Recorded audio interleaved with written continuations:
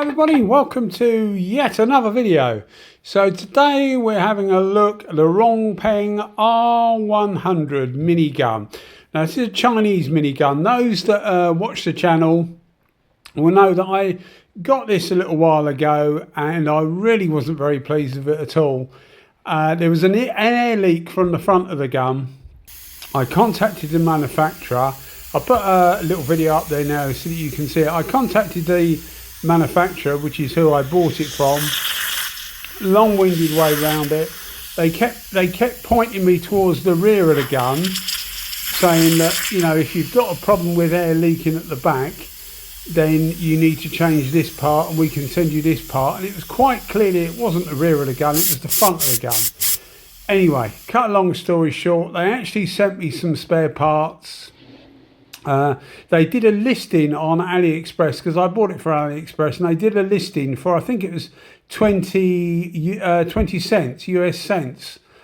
And that's what I did. I bought that part, which they did a one-off listing for 20 cents, and they sent the part through. And that actually fixed the problem at the front. But what that led to was a problem then manifesting itself at the back. And I think the problem at the back was always there. So air exiting on the adjuster for the needle, so the amount of fluid that amount of material you're putting through, there was a slight amount of air coming out of there, which I didn't notice at the first time. And I think the reason for that is there was so much air coming out the front, as you saw in the video just now. There was so much air coming out the front, you wouldn't notice a small air leak at the back. So the gun become usable, but, you know, well, that's the idea of this video, really, to tell you where I am with it. And the upshot of it is I used it for this, because this is one of my practice tanks, and I wanted a gloss black base, because I've been experimenting with what they call engine turning, which is where you put gold leaf, silver leaf, copper leaf, and turn it to, you know, create like a swirl effect in solid gold or copper or whatever you're using. So I wanted a base for that, and I thought, well, it doesn't really matter, because if it's rubbish then I can just sand it down. And basically what you're seeing now is how I got on with the gun. Now, since doing the unboxing video, I've had 3 or 4 people contacting me saying that they've bought one of these. A couple thought it wasn't too bad. One said it was leaking air. The other one said that it was not very good at all, which is what I would say as well. But it amazes me that people buy something like this. And I know I'm the idiot. Yeah, I know I'm the idiot. I bought it. So I realise that. But when there's somebody like me telling you, please don't buy one of these, because they're not particularly good. The finish isn't particularly good, although it doesn't look too bad, I must say. But it was hard work getting it there. There's other guns that are cheaper than this that will give you much better performance. I did I'll put a link in the description to that as well. I did a video on the SRI Pro Lite, a Chinese copy of the SRI Pro Lite, or it's more of the SRI Pro than the Lite. It's the smaller version of the GTI Pro Lite. And that thing, they sell for about $30 US, I think, including the tax, the UK VAT. I paid about, well, I've got it here actually, I paid about $58 US, including everything, including delivery, which is an absolute con. I've put it, since doing this video, I've put this thing in the box and I've never got it out since. I have absolutely no need or want to get this thing out and ever use it again, because it really is a horrendous spray gun. Somebody said to me once, you know, you're positive about most of your guns. You give them a good review, some better than others, but you give most of them a good review. And I said to him, basically because there's not loads of bad spray guns really. Most of them you'll get a reasonable job. Some are just a bit better than others. Some are made better than others. Obviously the price points are totally different. But when you get something come along like this, which although it's cheap, it's not that cheap.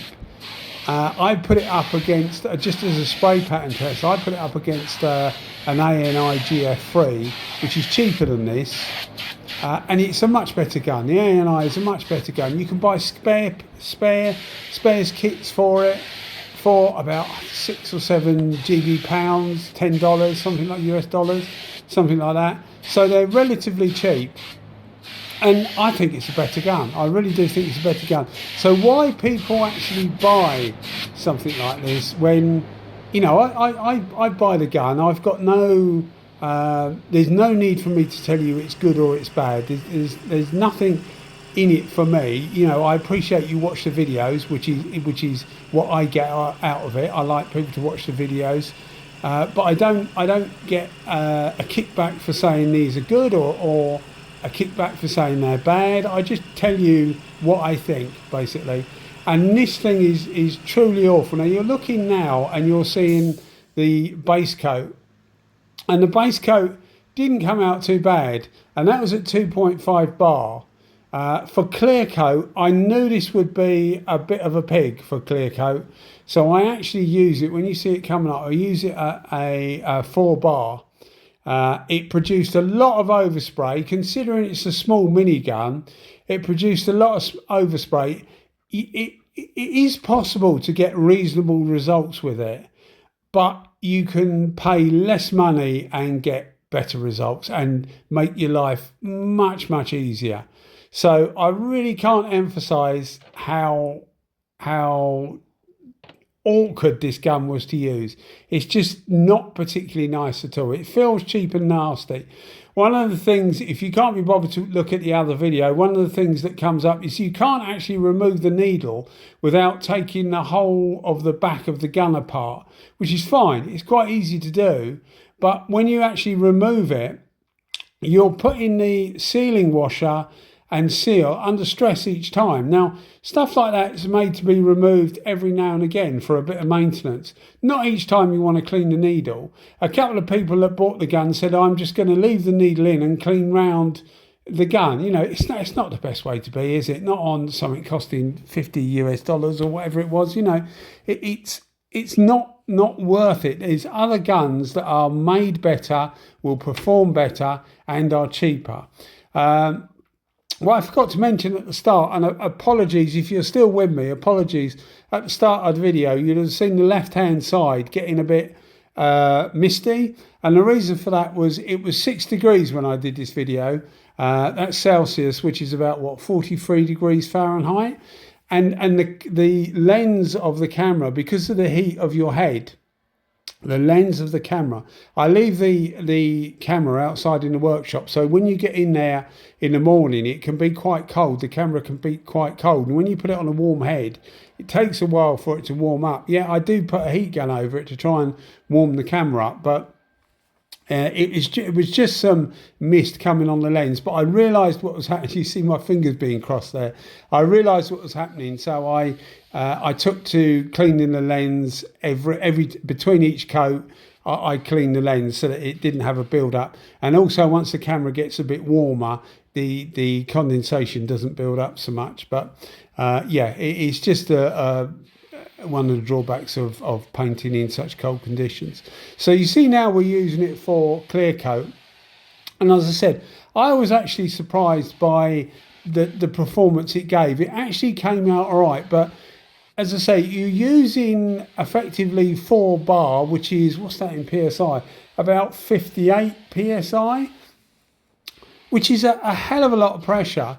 The only gun that I know that needs anything like that is the ANI R160. That likes about 3.5 bar for clear coat, but I can forgive that because it's a lovely gun to hold. It's relatively well made. You can get a spares kit for it for about 10 GB pounds. It lasts quite well. It's got some kind of backup, and it actually performs really well. At 3.5 bar, it performs superbly well, much better than this thing. And of course, it's conventional, so you can take the needle out and clean it whenever you want without the risk of getting air leaks every time you try and take the needle out and put it back in. So not really much to recommend this at all. You'll see at the end, as I say, I didn't get too bad results with it, but you know, I mean, I could have sent the gun back, but one of the things that stopped me sending the gun back, and I've said this in the unboxing, but I know some people won't watch the unboxing, which is fair enough, is when you get these, the tips are done up so tight, probably about, and this probably isn't a lie to be fair, probably about 100 foot-pounds. I mean, they're in there for life, you know, and to try and get that tip, because it's a brass material, to try and get that tip out was absolutely ludicrous. I mean, I did try heating it up in case it was Loctited in, but it wasn't Loctited in. It was just done up so tight.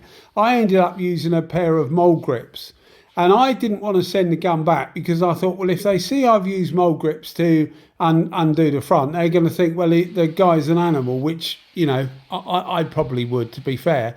They're going to think the guy's an animal, so we won't do anything about it. So that's why I didn't want to send it back. I thought I'd rather have the spare parts. But as I say, when I got the spare parts and I got the gun working, I don't really find much to recommend it at all. I very rarely get, I was going to swear then, but I won't swear. I very rarely get annoyed and upset about buying a gun and feeling that I've totally wasted my money. But this one, I got the feeling that I totally wasted my money, you know, and like most people, I work hard for my money. So if I spend the money on something and it's just okay, then, you know, that's just life. You're learning, aren't you? But if I spend money on something and it's a pile of rubbish, I get quite upset. And that's how I was left feeling. As I say, you'll see the results in a minute, and it really doesn't look that bad, but it can't, the results can't convey to you how awful, you can see at the time, how awful this gun was to use. It really, really doesn't inspire confidence in the painter. And as I say, at that sort of pressure, it's only quite a small fan, but it's putting out quite a lot of overspray. I mean, I compared it earlier to the ANI R150, which you can't really do because the ANI is twice the price. But certainly the ANI GF3 is a much better gun, and it's cheaper. And the copy SRI Pro Lites that you can get on AliExpress, they're also much better. And I dare say there's other miniguns. People will probably put something in the comments about other miniguns being really good, and I'm sure they are, and you're looking at these results now and you're probably thinking, well, that's really good, and it was really good, but it was hard work getting it there. This is only a U-POL clear coat, which is not a particularly good clear coat, so you could improve it slightly with a better clear that flowed out better. But you can see the fan's not a huge fan. What is it there, about 5.5 inches? Something like the ANI, the GF3, has about a 7-inch fan. And this is outside, and you can see it looks really nice. It's black, so black is always easiest to get a mirror finish on, without doubt, because it just reflects everything so well. You can see I've still got a hat on my head because it's still cold doing this. But yeah, I mean, I was quite surprised when I saw this. I was surprised how good it looked, considering how bad the gun is. But yeah, as I always do, I show you it as it is. So even though I don't like the gun, this is the finish, and most of you will be thinking, blimey, that's brilliant. But yeah, not a good experience and not a particularly good gun. Anyway, guys, thanks as always for watching the videos. I know I go on a bit, but I think a lot of you like it. And if you are enjoying the videos, maybe think about a thumbs up and a subscription. Cheers, guys. Thanks for watching. Bye-bye.